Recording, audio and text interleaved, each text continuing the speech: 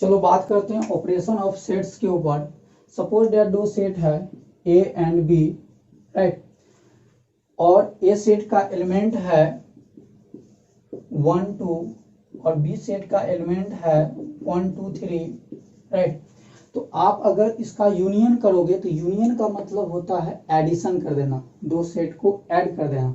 और जब दो सेट को आप ऐड करोगे, यूनियन करोगे, ठीक है, तो यहाँ पे इन दोनों सेट का एलिमेंट मिलेगा और एक नया सेट बनाएगा।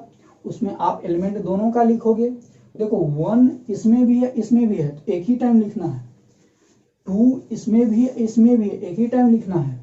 और 3 ए में नहीं है, बी में है, तो 3 भी लिखना है ए यूनियन बी में, क्योंकि ए यूनियन बी का मतलब हुआ है कि all those elements of A and B are written at a set that is known as A union B. मतलब ये ए यूनियन बी जो है एक नया सेट एक्स है, एक नया सेट क्या है, एक्स है, ठीक है।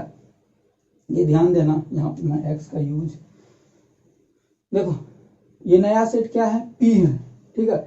ए यूनियन बी जो है एक नया सेट मिला पी, जिसमें ए का भी एलिमेंट है और बी का भी एलिमेंट है। तो यूनियन का मतलब होता है एक नया सेट जिसमें दो सेट का एलिमेंट शामिल हो।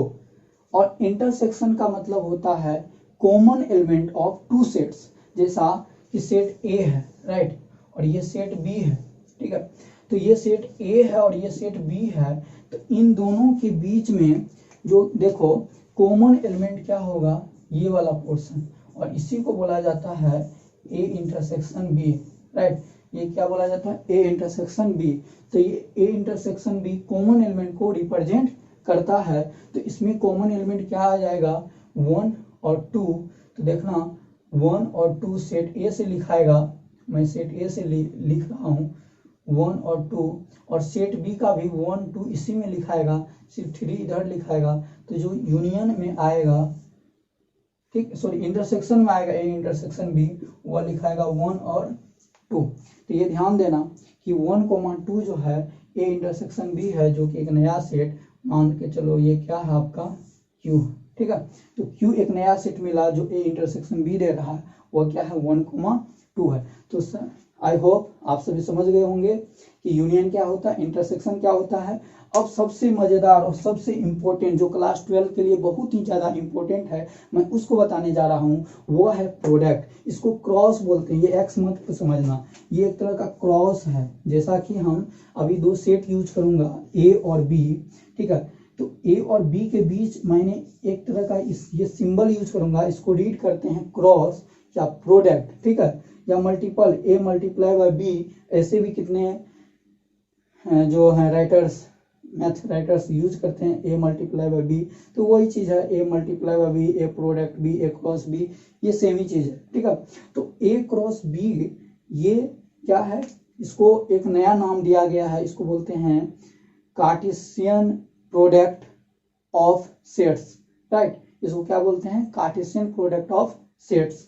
देखो इसका नाम है कार्टेशियन प्रोडक्ट ऑफ सेट, ठीक है।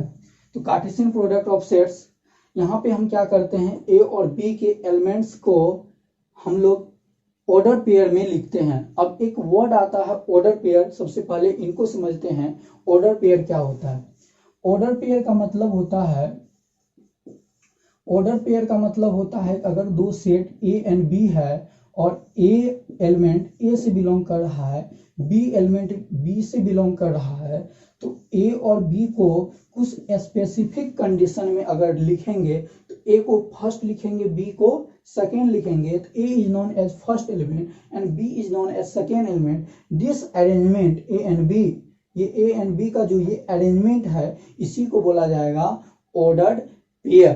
पेयर मतलब दो, ऑर्डर मतलब होता है एक तरह के ऑर्डर में, ठीक।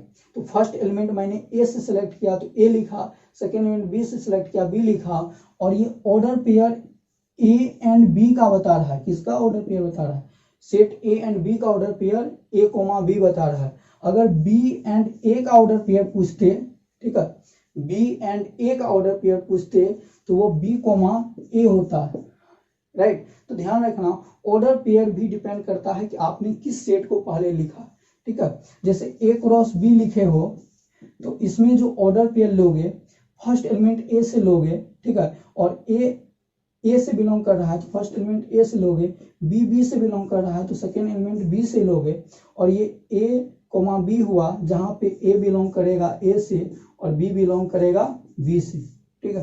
तो इस तरह का जो ऑर्डर पेयर होता है इसी को बोलते हैं कार्टेशियन प्रोडक्ट, राइट। अब मैं इसको थोड़ा डिटेल से समझाता हूँ ये कार्टेशियन प्रोडक्ट क्या होता है। हेलो स्टूडेंट, बात करते हैं कार्टेशियन प्रोडक्ट के ऑफ सेट के बारे में।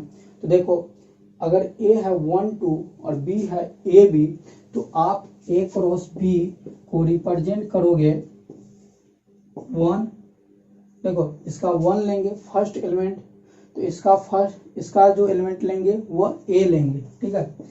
तो ये कहलाएगा first element that belongs from A and second element that belongs from B, right. तो देखो 1 का पेयर ए के साथ बनाए, फिर 1 का पेयर बी के साथ बनाएंगे 1b, फिर 2 का पेयर ए के साथ बनाएंगे 2a एंड 2 का पेयर बी के साथ बनाएंगे तो 2b। ये जो प्रोसेस होता है इस तरह का प्रोसेस से जो हम लिखते हैं तो उसी को बोलते हैं ऑर्डर्ड पेयर। देखो ये ऑर्डर पेयर का कलेक्शंस है। देखो फर्स्ट एलिमेंट ए से लिया है क्योंकि ए को पहले लिखा है, और सेकेंड एलिमेंट बी से लिया है क्योंकि बी को बाद में लिखा है। तो ए क्रॉस बी का मतलब होता है कि collections of all order pair of A and B are known as cross product या Cartesian product of A and B. जितने भी ऑर्डर पेयर ए और बी के बीच बनेगा उन सभी ऑर्डर पेयर के कलेक्शन को ही हम लोग क्या बोलेंगे, कार्टेशियन प्रोडक्ट बोलेंगे, राइट। तो अब इसमें बात करते हैं नंबर ऑफ एलिमेंट्स कितना होंगे कार्टेशियन प्रोडक्ट।